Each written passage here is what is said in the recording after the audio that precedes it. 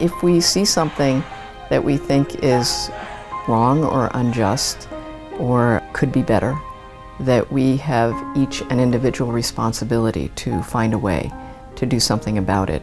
And even better, if we can join with other like-minded people to really make a huge difference. And that, I think, that's something I really believe in. And it's really guided my writing, guided my work.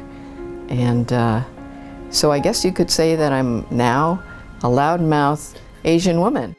Helen did not always speak loudly. Born in New Jersey to Chinese immigrants, she grew up shy and soft-spoken.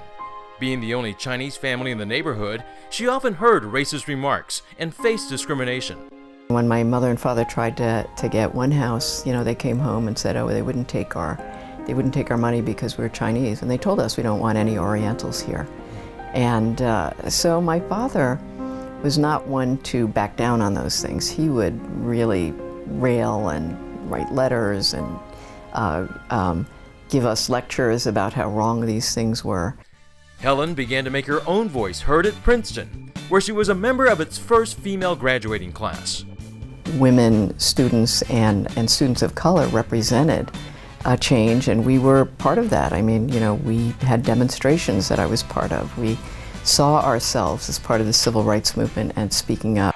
Following the 1982 beating death of Vincent Chin by two white men, Helen drew national attention as her call to action caused Asian American groups across the country to protest the verdict. Vincent Chin would be alive today if he were not Asian, and there is no question about that in any of our minds. Do you think this trial would have occurred had not your group and other Asian Americans gotten involved and brought pressure to bear here and around the country? I don't think any civil rights trial occurs unless there's pressure. They didn't even spend one day in jail. They paid the equivalent of what you'd pay for a used car. That was what they were fined. And I was just outraged. I mean, I couldn't believe it. I was like, oh, we can be beaten to death like a dog, worse than a dog, with a baseball bat, and the killers will go scot-free. This is like the 1880s. You know, when I talk to young people today, that this isn't like, wow, I did this. It's like we all face these situations where, should I speak up? Should I not? Will this be harmful to me? But, you know, I think something should be done. I want to say something. And the difference is to do nothing or to raise your hand. Helen also helped lead the fight for women's rights. In 1989, she landed what she called her dream job when she became executive editor of Ms. Magazine.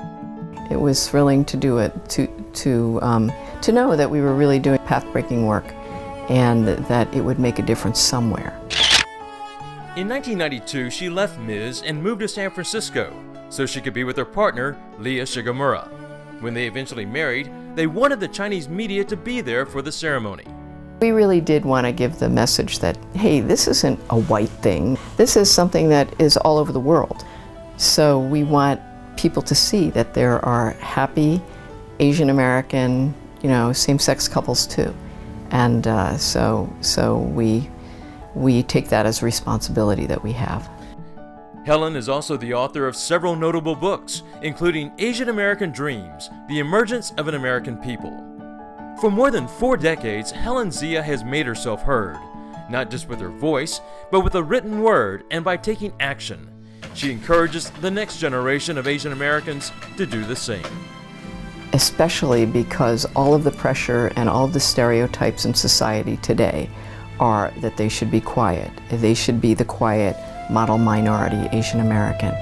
And we have to break through that, and the only way we can break it is to say that here we are, we're not all the same, we don't all agree. In fact, we might have huge disagreements with each other, but nobody will know that unless we speak up.